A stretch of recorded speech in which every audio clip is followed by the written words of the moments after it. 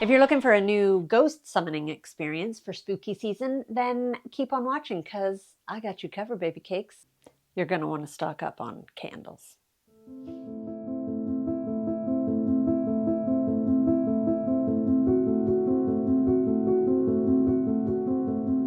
Here we are at episode 2 of Occultober, and I just want to say that this is a mini-series, so I will be going back to videos on tutorials and painting and all that. It's just I'm relishing spooky season in October because I love Halloween. I love Halloween, and I feel like Halloween is sort of like diminishing, you know? The spirit is not as spirity.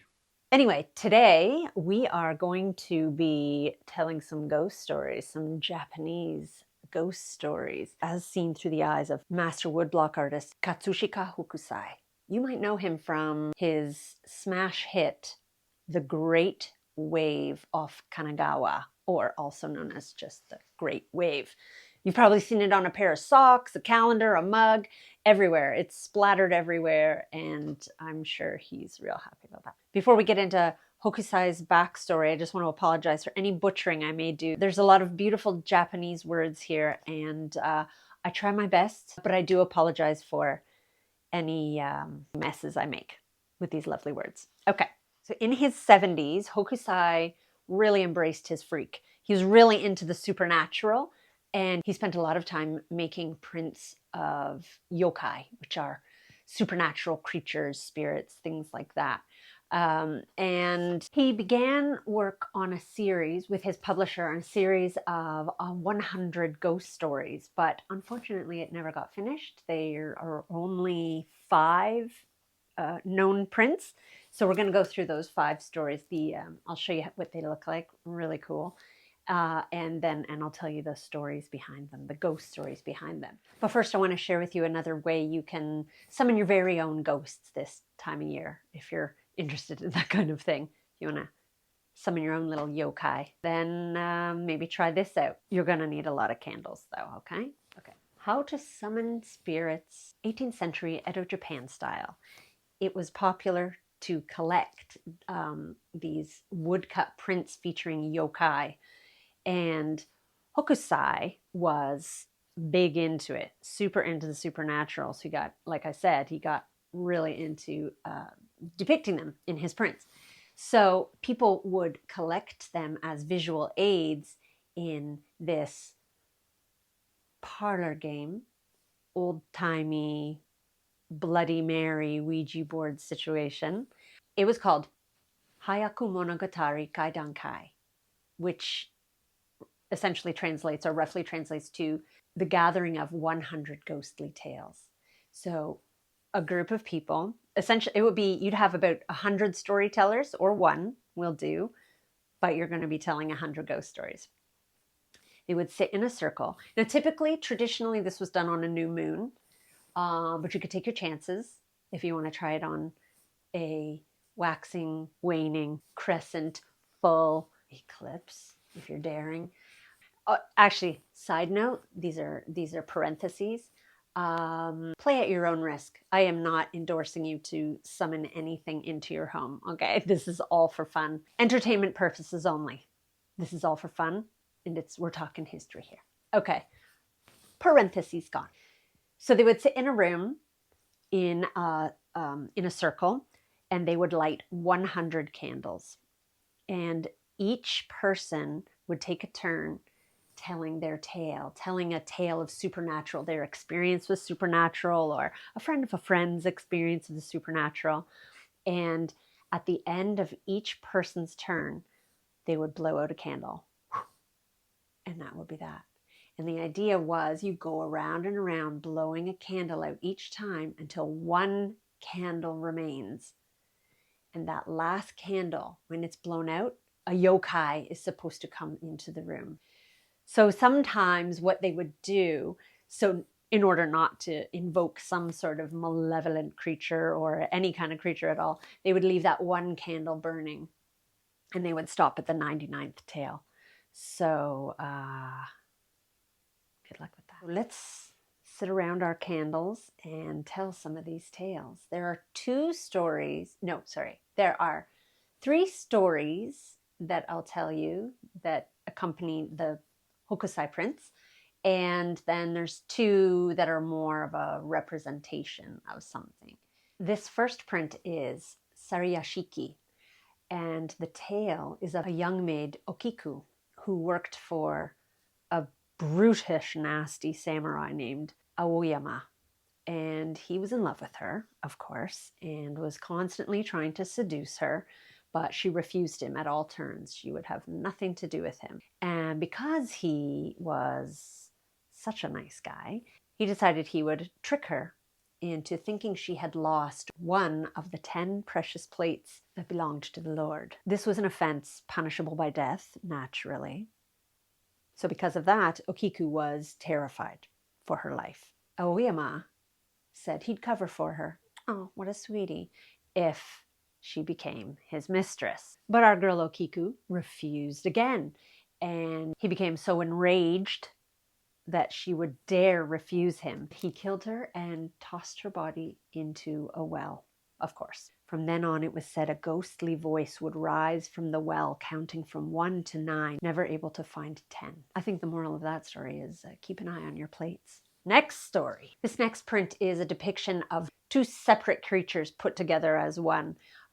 Stories would have been told about each one, I'm sure, but right now we're just going to talk about what they are. So this is Warai-Hannya. She's a combination of a Hannya, which was a scorned and jealous woman who took on demon form. The jealousy was so ripe that she just became a creature.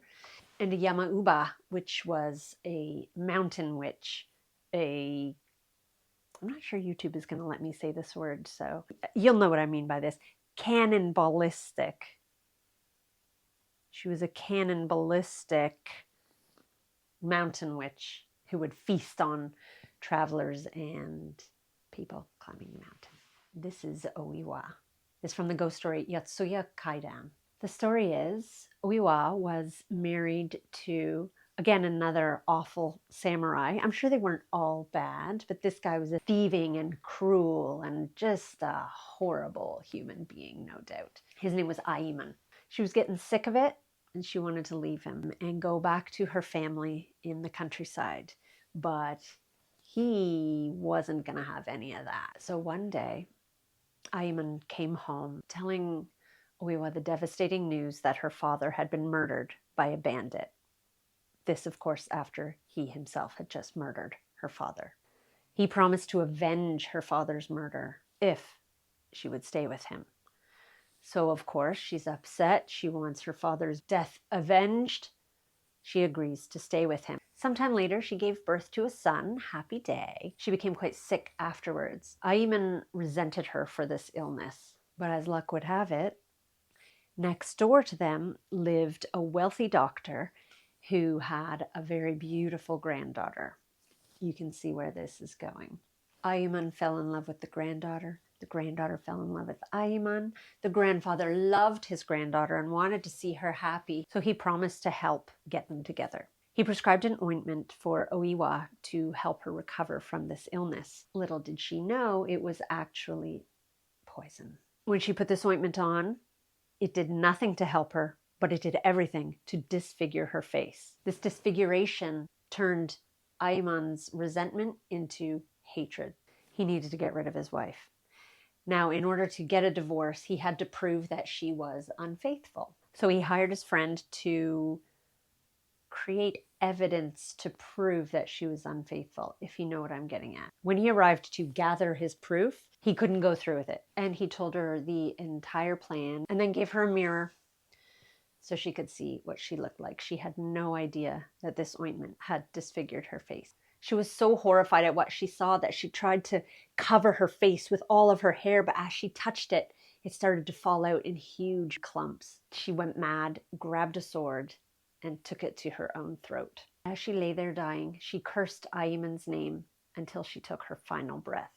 Everywhere he went after that, her ghost would follow. Her face haunted his dreams. Her voice would cry out for vengeance. Her face even appeared in the paper lanterns that lit his way, driving him to madness. That a girl. Our next print introduces us to Kohada Koheiji, or what's left of him anyway.